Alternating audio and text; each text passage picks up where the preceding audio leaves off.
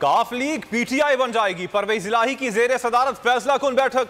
वजीर आला पंजाब की पार्टी के तमाम अरकान पार्लियामेंट से मुशावरत जारी। चौधरी शुजात की जानिब से पार्टी रुकनीत मुअत्तली का मामला भी जेर गौर। खबर अब्बास से इस हवाले से मजीद तफसीलात मालूम कर लेते हैं। खबर अपडेट कीजिएगा। आपकी जेर सदारत मुस्तंदिक काफ के रहनुमाओं का इजलास हुआ है, जिसमें मजीद जो है वो फैसला किया गया है कि इजलास में तजावीज़ पेश करने के बाद मुद्दत को बढ़ाया गया है। और साथ ही साथ शुरका का ये भी कहना था कि जितने भी ज़ली सतह पर अफराद हैं और जो है बाकी पेशों के रहनुमा हैं, बाकी विंग्स हैं, उनके सदरों और सेक्रेटरी से भी रब्ता किया जाएगा और मजीद कारकुनों के साथ मुशावरत करके फिर फैसला किया जाएगा।